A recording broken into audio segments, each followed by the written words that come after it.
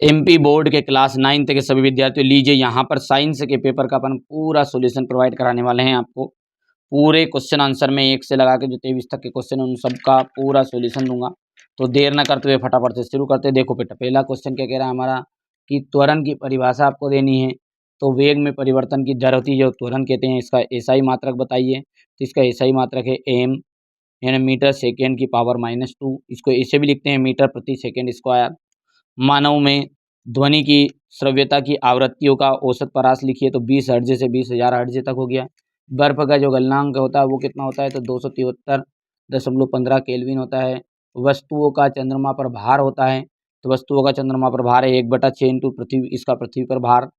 निम्न में से कोशिका को आत्मघाती थैली किसे कहते हैं, मतलब आत्मघाती थैली किसको कहते हैं, लाइसोसोम। ये प्रश्न बहुत इंपॉर्टेंट भी है।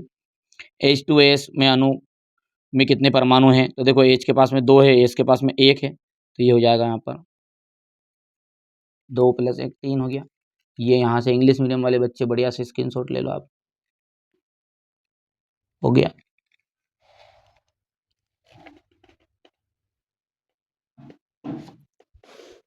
हो गया भैया, चलिए आगे बढ़ते हैं। स्थान देखिए, कोशिका की पैकिंग और प्रेषित इकाई गोल्जी उपकरण है। कोशिका की जो पैकिंग और प्रेषित इकाई है वो गोल्जी उपकरण है।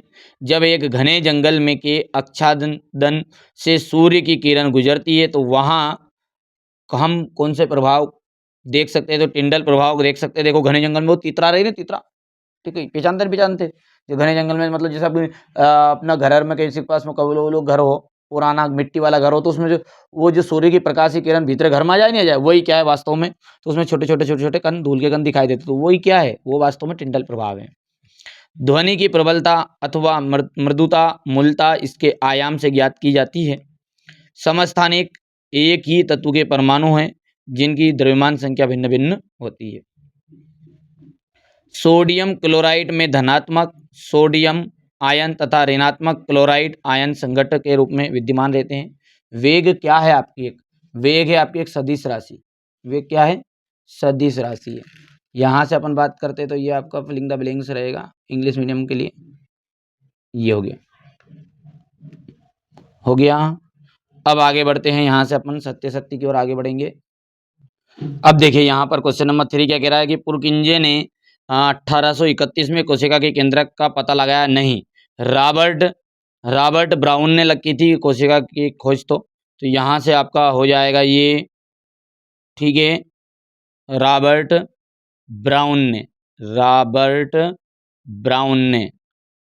और रॉबर्ट जो हुक है उन्होंने कोशिका की खोज की थी। ध्यान रखना, दो चीजें बहुत ज्यादा है, ठीक है। रॉबर्ट हुक ने की थी कोशिका की खोज और रॉबर्ट ब्राउन ने बताया था कोशिका के भीतर का केंद्रक का पता लगाया था, ठीक है। तो इसलिए ये बात आपकी पहली वाली तो फाल्स हो गई है। संकरण का अर्थ है आनुवंशिक रूप से दो असमान पादपों के बीच क्रॉसिंग कराना, बिल्कुल ट्रू बात है। परमाणु सदैव स्वतंत्र अवस्था में विद्यमान होते हैं। परमाणु, ठीक है, स्वतंत्र नहीं अवस्था में नहीं पाए जाते। दीवार पर बल लगाने से शून्य कार्य होता है। दीवार पर बल लगाते हैं तो शून्य होगा, कि तुम्हारा आईजी साल है कहीं वो, ठीक है, नहीं होगा कार्य, ठीक है। एरोसोल एक कोलाइड विलयन का प्रकार है। एरोसोल जो है आपका एक तरह का कोलाइड विलयन का प्रकार है, क्या, बिल्कुल ट्रू बात है। और गति के द्वितीय नियम को जड़त्व का नियम भी कहते हैं, गलत बात है, ये आपकी फाल्स हो गई, क्योंकि इसको तो प्रथम नियम को कहते हैं, जड़त्व का नियम प्रथम नियम को कहा जाता है। प्रथम नियम को कहा जाता है क्या, जड़त्व का नियम, ठीक है। अब ट्रू फाल्स हमारे इंग्लिश मीडियम वाले बच्चों के लिए है ना। तो पहला आपका हो गया फाल्स, दूसरा आपका हो गया ट्रू, थर्ड वाला आपका फाल्स है, फोर्थ भी आपका फाल्स है, फिफ्थ है ट्रू और सिक्स है आपका फाल्स। हो गया। अब क्वेश्चन नंबर 4 को देखते हैं और जोड़ी है इसमें आपकी, सही जोड़ी का मिलान अपन कर लेते हैं यहाँ पे। चलिए, पहला है आपका सही जोड़ी में कि जे थॉमसन, तो जे थॉमसन का जाएगा इलेक्ट्रॉन की खोज, ठीक है। और न्यूटन का जाएगा आपका यहाँ से किलोग्राम मीटर सेकेंड की पावर 2, जो बल का मात्रक है। चलिए, कटला का जाएगा आपका सतही भोजी ऊर्ध्वपातन, ऊर्ध्वपातन का जाएगा ठोस का सीधे गैस में जो परिवर्तन होता है उसे ऊर्ध्वपातन कहते हैं। पेरेनकाइमा, पेरेनकाइमा जाएगी पतली भित्ति युक्त पेकिंग कोशिकाएं। सोनार, सोनार का जाएगा पराश्रव्य तरंगे। हो गया भैया। चलिए इसी तरीके से इंग्लिश मीडियम के लिए है, तो पहले का तो आपका ये यहाँ पर हो गया है। सेकेंड सॉरी, पहले का तो आपका ये जाएगा यहाँ पर, ये है, और सेकेंड ये हो गया आपका, ये आपका फिफ्थ है, ये थर्ड है, ये आपका सिक्स वाला है, और ये यहाँ से आपका चेंज टू स्टेट वाला सॉलिड टू एस, ये आपका हो जाएगा फोर्थ वाला। हो गया। चलिए आगे बढ़ते हैं और अब एक वाक्य में उत्तर को समझते हैं। चलिए बच्चों, मैंने यहाँ पर कुछ चीज़ें भर ली है और कुछ चीज़ें जो ज़्यादा बड़ी है उसको मैं डायरेक्ट बता भी दूंगा। चांदी का जो प्रतीक है बेटा, चांदी का प्रतीक हो जाएगा आपका सिल्वर, ठीक है, जिसको अच्छा कई बच्चों के मन में आता है कि ये एजी क्यों लिखते हैं, तो इसका जो नामकरण हुआ ना वो अर्जेंटम, अर्जेंटम है, इस कारण से ये चांदी का प्रतीक एजी लिया गया है। ठीक है, एम द्रव्यमान की तथा एक समान वेग v से गतिमान वस्तु की गतिज ऊर्जा का मान का सूत्र बताइए। तो देखो गतिज ऊर्जा को इंग्लिश में कहते हैं काइनेटिक एनर्जी, तो के ई के रूप में भी लिखा रहे नहीं, तो वो भी समझ जाना कि गतिज ऊर्जा ही है। तो यह गतिज ऊर्जा बराबर लिख दो या के ई बराबर लिख दो, तो kinetic energy is equal to हो जाएगा 1/2 mv²। अच्छा, जड़त्व क्या है? वस्तु का वहाँ गुण जो गति या उसकी विराम अवस्था में परिवर्तन जो हो रहा है उसका विरोध करे उसे कहेंगे अपन जड़त्व। अंतरा फसलीकरण क्या कहेंगे? तो अंतरा फसलीकरण का मतलब है कि भाई साहब एक ही खेत में निश्चित पैटर्न में दो या दो से अधिक फसलों को एक साथ उगाना, मतलब एक साथ दो या दो से अधिक फसलों को उगाना क्या कहलाता है? आपका अंतरा फसलीकरण कहलाता है।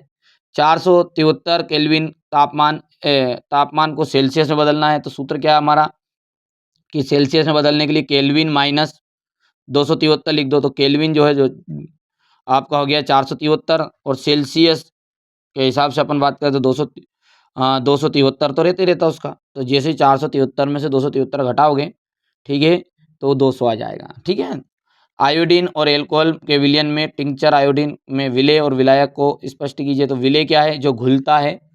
अरे जो विलेय जो कौन है? जो घुल जाता है, तो घुल कौन रहा? आयोडीन घुल रहा है। किस में घुल रहा है? एल्कोहल में, तो एल्कोहल जो है वो विलायक बन गया। ठीक है, यहाँ से अपन देख सकते काइनेटिक एनर्जी का फॉर्मूला है। बाकी तो ये देखो पहले वाले में तो आप एजी लिख दोगे सिंबल के लिए, काइनेटिक एनर्जी के लिए आपका के E is equal to 1/2 mv², और बाकी तो आप सब ये बहुत लॉन्ग है, बड़बड़े हैं, तो आप भर सकते हैं इसमें। यहाँ से 200 डिग्री सेल्सियस आ जाएगा, ये कर लोगे, स्क्रीनशॉट ले लो और कर लेना कंप्लीट। हो गया, जल्दी बोलो आगे बढ़े। अब क्वेश्चन नंबर जो 6 है, इसमें देखिए रासायनिक परिवर्तन के कोई दो उदाहरण देना है आपको, वाष्पीकरण को परिभाषित करना है, निलंबन क्या है, धातु और अधातु में अंतर, द्रव्यमान संरक्षण का नियम, स्थिर अनुपात का नियम आपको बताना है। ठीक है, क्वेश्चन नंबर 9 को देख सकते हैं आप, योग्यता। क्वेश्चन नंबर 10 है अणु और परमाणु में अंतर, प्रोकैरियोटिक और यूकैरियोटिक कोशिका में अंतर है, पादप एवं जंतु कोशिका में अंतर हो गया है। हो गया भैया इतना। इसके बाद में हम बात करें तो ये ऊतक की परिभाषा लिखिए। लव त्वरण किसे कहते हैं? प्रणोद किसे कहा जाता है? दाब का एसआई मात्रक बताना है, दाब को परिभाषित कीजिए। पीन या कील नुकीली क्यों बनाई जाती है? जब कोई गतिशील बस अचानक रुकती है तो आगे की ओर क्यों झुक जाती है? ठीक है, ये क्वेश्चन नंबर आपका 14 देख सकते हैं आप। ये हो गया क्वेश्चन नंबर 15, किसी वस्तु की गतिज ऊर्जा पराश्रव्य ध्वनि के कोई दो उपयोग हो गए हैं। अनुवरण किसे कहते हैं? पशुपालन के कोई दो लाभ, फसल चक्रण के कोई दो लाभ लिखने। समस्थानिक क्या होते हैं? उदाहरण सहित संभारी क्या होते हैं? पादप कोशिका का नामांकित चित्र है। लाइसोसोम को आत्मघाती थैली। गुरुत्वाकर्षण का सार्वत्रिक नियम बताना है। किसी चंद्रमा पर भार पृथ्वी पर इसका 1/6 गुना हो जाता है, क्यों होता है? यहाँ से क्वेश्चन नंबर 21 आप देख सकते हैं। ये हो गया इतना, कर पाओगे? क्वेश्चन नंबर 21 हो गया। 21 के बाद में ये आपका क्वेश्चन नंबर 22 है। 3 कक्षा वाले बोर के परमाणु मॉडल का नामांकित चित्र। फ्लोएम और जाइलम में अंतर है। हृदय पेशी का नामांकित चित्र है। ये क्वेश्चन नंबर आपका 23 है। ये हो गया। चलिए आगे बढ़े भैया। तो ये मैंने आपको पूरा पेपर बताया है। चलिए इसका सॉल्यूशन मैं आपको प्रोवाइड करा देता हूँ। क्वेश्चन नंबर 6 में आप देख सकते हैं यहाँ पर है रासायनिक परिवर्तन के कोई 2 उदाहरण आपको देना है। तो लोहे पर जंग लगना इसका एक उदाहरण है, दूध का दही बनना है, कागज़ का जलना है। ये इसका यहाँ पर सटीक और सही उदाहरण रहेगा। ठीक है, इसके बाद में है वाष्पीकरण को परिभाषित करिए। तो वाष्पीकरण क्या है कि जिसमें कोई द्रव पदार्थ अपने उबाल बिंदु से कम तापमान पर धीरे धीरे वाष्प गैस के रूप में परिवर्तित हो जाए, वो कहलाएगी आपकी वाष्पीकरण प्रक्रिया। स्क्रीनशॉट ले लो आप यहाँ से। क्वेश्चन नंबर जो 7 है, निलंबन क्या है? निलंबन वहाँ विषम मिश्रण है जो जिसमें ठोस के कण द्रव में घुले नहीं रहते बल्कि उसमें तैरते रहते हैं और कुछ समय के पश्चात नीचे बैठ जाते हैं, तो वो आपका कहलाता है निलंबन। धातु और अधातु के बीच में अंतर देख सकते हैं आप यहाँ से, मेटल नॉन मेटल में। यहाँ से इसका अथवा ये क्वेश्चन नंबर 8 है, द्रव्यमान संरक्षण का नियम क्या कहता है? तो द्रव्यमान संरक्षण का नियम कहता है कि किसी रासायनिक अभिक्रिया में द्रव्यमान ना तो उत्पन्न किया जा सकता ना ही नष्ट किया जा सकता है। अभिक्रिया से पहले और बाद में कुल द्रव्यमान समान रहता है। हो गया ये, यहाँ से आप देख सकते हैं। Right the law convention of mass, स्थिर अनुपात का नियम क्या कहते हैं से आप क्या समझते हैं? तो स्थिर अनुपात का नियम क्या है? किसी भी शुद्ध रासायनिक यौगिकों के तत्व हमेशा एक निश्चित द्रव्यमान अनुपात में ही उपस्थित रहते हैं, चाहे वहाँ यौगिक कहीं से भी प्राप्त किया गया हो या किसी भी विधि से तैयार किया गया हो। हो गया। क्वेश्चन नंबर 9 है, कैल्शियम कार्बोनेट KNO3H2S MgCl2। तो यहाँ से आ जाएगा इसका कैल्शियम कार्बोनेट। KNO3 का जाएगा पोटेशियम नाइट्रेट, H2S का जाएगा हाइड्रोजन सल्फाइड, MgCl2 का जाएगा मैग्नीशियम क्लोराइड। ठीक है भैया। इसके बाद में अपन क्वेश्चन नंबर ये 9 का यहाँ से है आपका, इसका अथवा जो है अणु और परमाणु के बीच में अंतर है। तो अणु क्या है? प्रत्येक तत्व का छोटा सा कण होता है, जबकि अणु 2 या 2 से अधिक परमाणुओं से मिलकर बना होता है। ठीक है, परमाणु स्वतंत्र रूप से सामान्यता नहीं पाया जाता, जबकि अणु स्वतंत्र रूप से पाया जाता है। हो गया यहाँ से, ये यहाँ तक हो गया है। इसके बाद में जाएगा प्रोकैरियोटिक एवं यूकैरियोटिक कोशिका में अंतर। हो गया भैया। यहाँ से आप देख सकते हैं पादप कोशिका और जंतु कोशिका में अंतर। ऊतक की परिभाषा लिखिए, एक उदाहरण दीजिए। त्वरण किसे कहते हैं, इसका मात्रक लिखिए, बताइए। प्रणोद किसे कहते हैं, इसका एसआई मात्रक लिखिए। दाब को परिभाषित कीजिएगा, दाब को परिभाषित करना है आपको यहाँ से। पीन या किल नुकीली क्यों बनाई जाती है? क्वेश्चन नंबर 13 हो गया, ये जब कोई गतिशील बस अचानक रुकती है तो आप और आगे की ओर झुक जाते हैं, क्यों? ये हो गया इतना। क्वेश्चन नंबर 14 आप देख सकते हैं यहाँ से, ये इसका यहाँ से कार्य की परिभाषित कीजिए, इसका मात्रक लिखिए। क्वेश्चन नंबर 15 है आपका, किसी वस्तु की गतिज ऊर्जा क्या होती है, इसका सूत्र लिखिएगा। हो गया यहाँ से काइनेटिक एनर्जी, ये इसका अथवा है।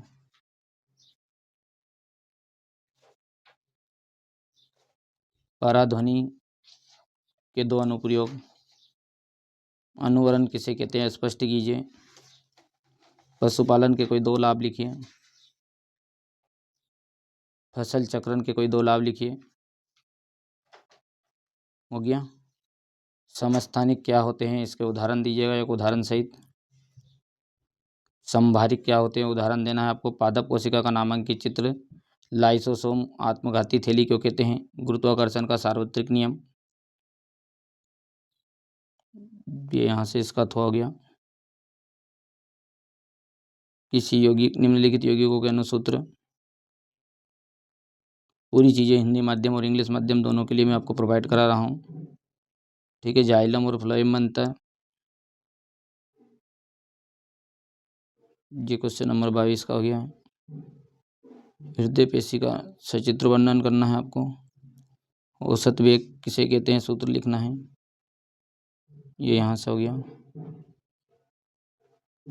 यहाँ पर ये क्वेश्चन नंबर 23 एक समान गति का उदाहरण दीजिए।